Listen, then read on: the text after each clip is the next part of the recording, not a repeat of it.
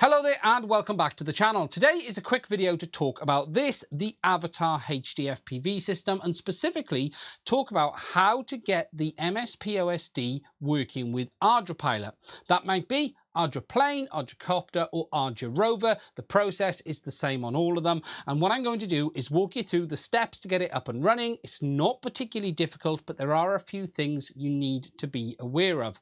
Now, this video was requested specifically by a viewer on my live stream, and I just want to say a massive thank you to you for the support you gave in that live stream as well. Anyway, let's get on with it and let's talk about what you need to do first of all. So if I hop over to the overhead, you'll see that we've got a Cube Gold, which is a Cube Orange, connected up to the Walksnail Avatar VTX. Now, there are a few things you need to be aware of with regards to the wiring. I currently have it on a temporary setup on UART2. We have the TX from the flight controller connected to the RX on the VTX, the RX on the flight controller to the TX on the VTX. So the RX and TX is across exactly like you would do on Betaflight. You then have the ground wire on the VTX connected to the same ground wire on the UART. However, you do not connect your positive for your VTX to the positive on the flight controller. There is not enough power in this flight controller to power this VTX. So just to confirm, what you would have is your TX and RX connected just as you normally would. You link the two grounds from the VTX and the Autopilot UART port together and then connect that to the ground on your aircraft. And then you would power the VTX from either your battery directly on the positive or connect it to a BEC. Okay, so the next thing we need to do is to configure Ardupilot. At the time I'm making this video, I'm using Ardupilot version 4.2.2. That has support for the MSP OSD protocol. It is worth noting that whilst the process to do this is the same on plane or rover, you do need to make sure a version of Ardupilot you're using does have support for this MSP OSD. I'm not exactly sure what version they added this in, but what I would say is if you're trying to do this and you're not getting success, you need to upgrade to the latest version. Now, there are a couple of params you need to change to get this OSD to kick in with the Walksnail system. What we'll do is we'll go over to config, we'll go under our parameter tree, and the first param you need to change is called OSD_type. I'm going to type that into the search bar over here. So OSD_TYPE. And whilst you may not be able to see this very well on my 4K monitor, you can see that that has come up here, and we need to set the value to that to 5. So there are other values you can use for different things, but for the MSP protocol, OSD_type needs to be set to number 5. Once you've done that, click Write Params, agree, and write that to the flight controller. The next thing we need to do is to configure our serial port. Now, I'm doing this via serial 2 or telemetry 2 on the flight controller. You can use any of the telemetry ports. However, I'm going to use serial 2 for the purpose of this video. So the next thing we need to search for is serial protocol. So what we're going to type is serial 2. And that will bring up all of the options for our serial 2 port. The one we're looking for is serial 2_protocol. If you were using serial port 1, it would be serial 1_protocol, but for this one, it's serial 2. For that, you need to set the value to 42. So serial 2_protocol with a value of 42.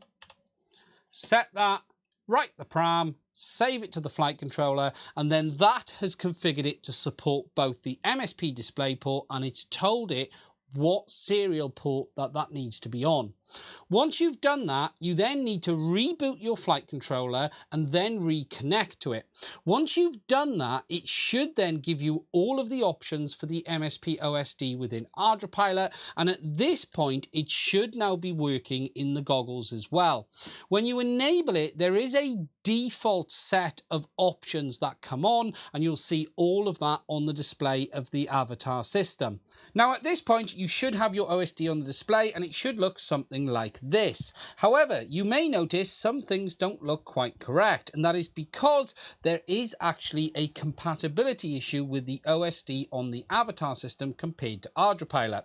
Ardupilot uses custom fonts as part of its MSP OSD, and as a result of that, it doesn't actually work properly with Avatar because it doesn't have those fonts installed. Don't worry though, there is a workaround for this, and there is an option within Ardupilot to allow you to mimic the fonts for Betaflight.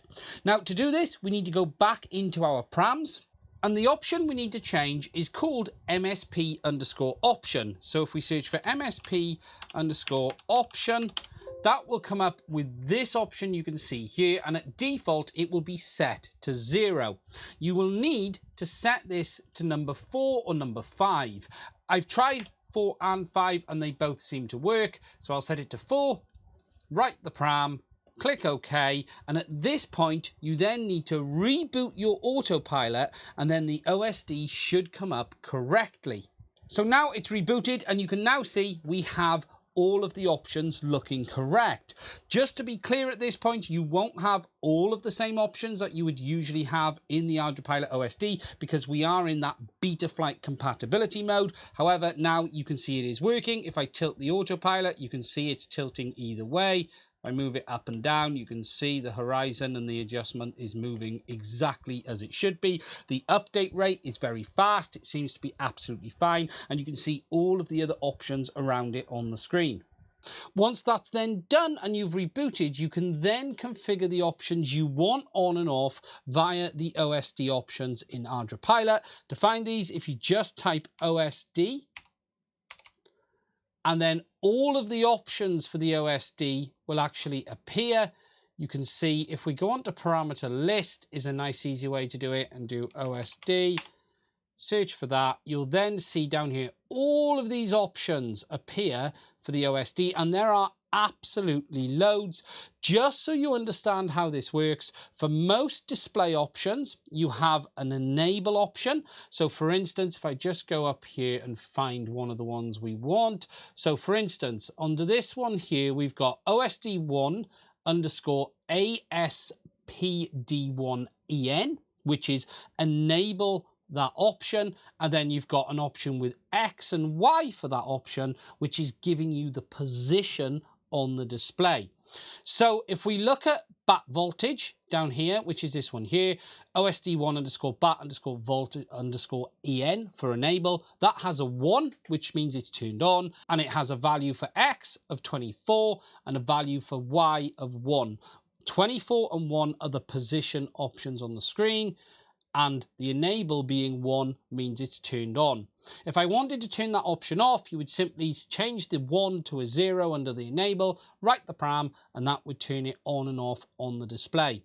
So, as you can see, we've now got all of the OSD options on the display. I haven't really moved them around at this point. I'm just giving you a quick overview of what it looks like, but it just shows that you can get that MSP OSD working with Ardupilot as well. So that really is it. As I've mentioned, from a hardware point of view, you simply connect the TXs to the RX or vice versa. You connect the two grounds together and link that to the ground, and then power the VTX from either your battery or a BEC. However, you do not power the VTX from that 5 volt on the serial port directly. Then you simply configure those OSD options in Ardupilot, configure where you want everything, and it should just work. It really is that simple. If you do start having problems, I would check that your TX and RX are the right way around, because that's the first mistake that often gets made. And again, then if that isn't working, make sure that you are on the right version of Ardupilot. That's it from me on this one. If you have found this video useful, please do consider hitting the subscribe button. Don't forget to hit the little bell next to it as well. If you'd like to support the channel, there are links to Patreon as well as Buy Me a Coffee in the description as well. Also, I want to say a massive thank you to the person who asked for the video for the support via the super chat. It is massively appreciated. It really is. If you have any questions on this subject, please do put them in the comment section and I will try and answer them as soon as I possibly can.